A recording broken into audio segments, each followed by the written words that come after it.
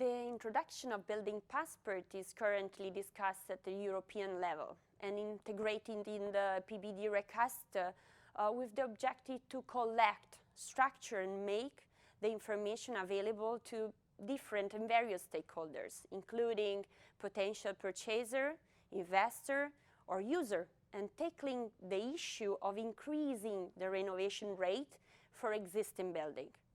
For the first time, the PBD recast, within the context of the long-term renovation strategies, explicitly mentioned the possibility to introduce the BRP as an optional scheme.